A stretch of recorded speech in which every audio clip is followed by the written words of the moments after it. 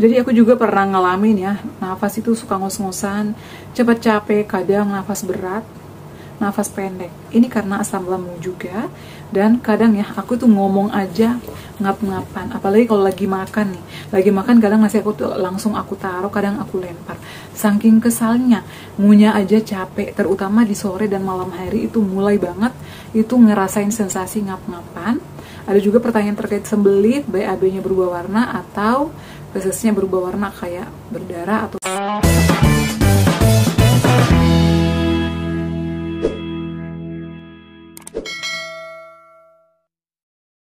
Assalamualaikum warahmatullahi wabarakatuh. Hai semuanya, kembali lagi di channel aku Hanifah dan Bunda. Gimana kabar ya teman-teman? Semoga sehat selalu ya. Di malam hari ini aku kembali menyapa kalian ya. Jadi hari ini tuh aku nggak bisa live. Mungkin beberapa hari ini aku jarang-jarang live ya, karena lagi masa-masa ujian sekolah. Masya Allah banget. Aku nungguin anak aku selesai belajar dulu sampai dia tidur baru aku bisa tag video. Dan kalian tahu nggak, jam segini aku masih tag video. Ini jam 10 malam ya. Aku nungguin anak aku selesai belajar baru tidur. Setelah itu aku baru siap-siap tag video. Karena banyak sekali yang nge-DM aku, banyak sekali yang nge-chat aku, banyak juga yang komentar di kolom video aku ya, komentar video aku. Banyak banget yang bertanya terkait seputar asam lambung, GERD, anxiety, psikosomatis.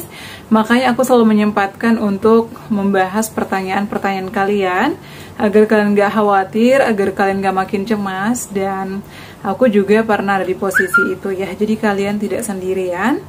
Dan alhamdulillahnya malam ini juga ada yang komen udah sembuh dan membaik ya, jauh lebih baik setelah menonton video-video aku ya, karena dia ngikutin dari awal.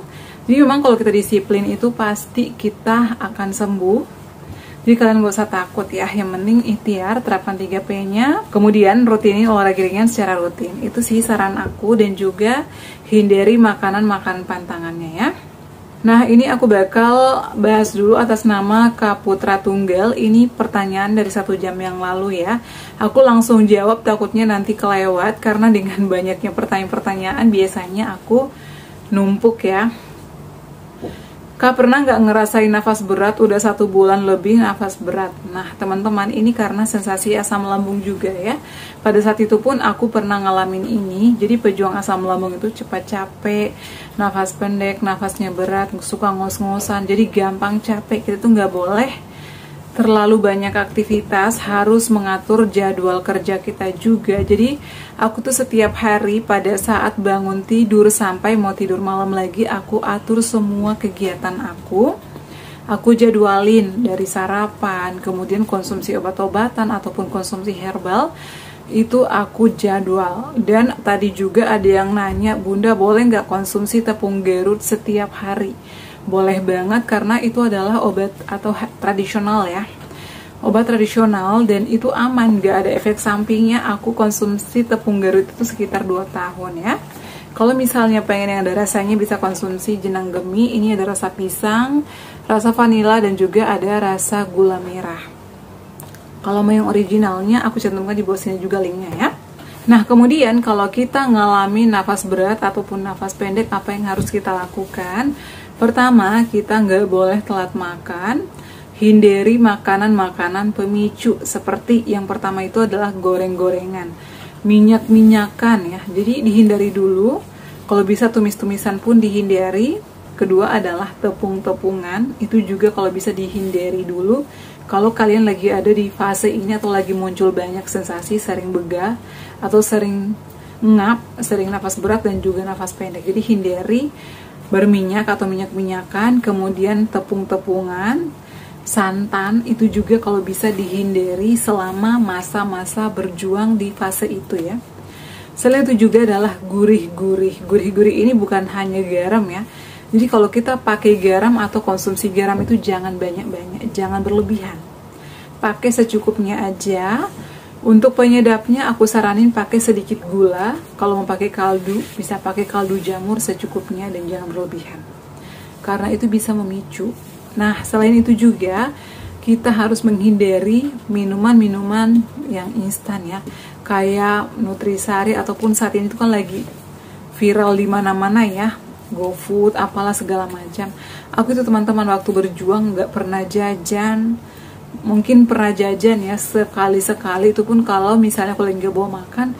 Kadang beli sayur aja, itu pun saya selektif banget, hanya sayur bening, kadang sop, dan itu pun saya tanya dulu ini pedas enggak, dan ini pakai minyak enggak. Jadi aku itu menghindari banget ya. Aku lebih senang beli sayur-sayuran atau jajan yang tidak mengandung minyak, tidak mengandung micin-micin dan penyedap berlebih. Jadi kalian juga harus hindari ini kalau masih ngalamin sering ngap ataupun nafasnya berat. Kemudian selain itu juga hindari makan berlebihan ya. Jadi kalau mau makan, atur jadwalnya 2 jam sekali, dikunyah halus, porsinya kecil, dan hindari makan pemicu. Untuk nasinya makan yang lembut-lembut dulu, karena kalau misalnya kita telat makan itu naik lagi asam lambungnya, itu bisa memicu ya. Jadi harus hati-hati. Kemudian selain itu juga istirahat yang cukup, jangan terlalu banyak aktivitas. Diatur aja, misalnya jam 12 sudah harus istirahat, ya istirahat. Kalau misalnya lagi kerja tapi tiba-tiba udah capek, kayak udah lelah banget, minta izin istirahat. Aku tuh dulu juga berjuang sambil kerja ya teman-teman, tapi kalau misalnya aku udah ngalamin kayak capek banget, lelah banget, badan itu kan yang ngerasain kita sendiri ya.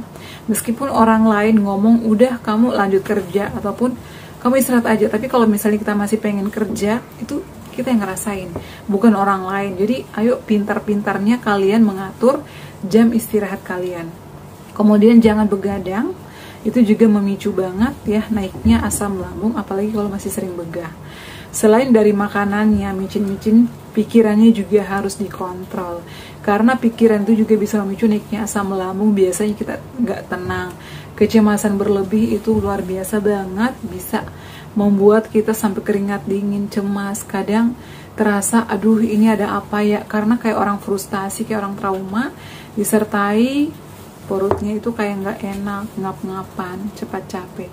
Dulu ya aku tuh kadang melangkah beberapa langkah aja capek banget ya. Jangankan jalan, aku kadang hanya ngobrol biasa aja sama teman, aku tuh diam dulu karena saking capeknya. Lagi makan ya, terutama di sore hari, lagi makan aja kadang aku taruh dulu ya. Kadang aku saking kesalnya karena sampai aku lempar, entar dulu aku lagi ngap. Karena itu memang menyiksa banget. Jadi kita harus disiplin, tapi kalian gak usah khawatir, gak usah takut, itu pasti bisa sembuh dengan kita memodifikasi pola hidup kita ya. Jadi atur semuanya, hindari makanan-makanan yang aku sebutin tadi. Kemudian lakukan olahraga rutin di pagi hari, kalau bisa ya habis sarapan atau habis konsumsi tepung Garut. Keluar rumah jalan kaki, gak usah pakai sendal. Kemudian jalan beberapa langkah, kalau misalnya udah capek duduk aja, berjemur di matahari pagi. Kalau aku tuh dulu senangnya duduk di lapangan selonjoran atau kakinya bisa dilipat satu, kemudian atur pernapasan. Karena kita tuh suka capek ya, suka ngos-ngosan. Jadi atur nafas, lakukan pernafasan diafragma. Kalau biasanya nih aku caranya duduk, kemudian tarik nafas dalam-dalam, kemudian tahan beberapa detik, lalu hembuskan melalui mulut secara perlahan-lahan. Itu lakukan sesering mungkin ya. Dan itu lakukan setiap pagi, sore juga bisa ataupun siang, senyamannya kalian. Dan kalau misalnya sore hari, mandinya itu adalah pakai air hangat. Mau pagi atau sore, aku biasanya dulu selalu pakai air hangat. Tapi senyamannya kita aja. Kalau misalnya di badan lagi nggak enak banget, kayak greges gitu ya, itu biasanya aku pakai mandi air hangat ya, pakai air hangat. Kemudian sambil mandi air hangat, pada saat masak air itu kan mendidih ya, aku tuangin minyak kayu putih ke dalam air mandiku sampai hirup uapnya itu loh. Jadi kayak plong gitu loh, di dada enakan, tenggorokan enakan, dan itu bisa enak, nafas kita juga plong, jadi lega. Kemudian setelah mandi, balurin lagi seluruh badannya dengan aromaterapi ataupun kutus-kutus, minyak tawon atau minyak-minyakan yang ada di rumah. Kemudian setelah itu lakukan relaksasi.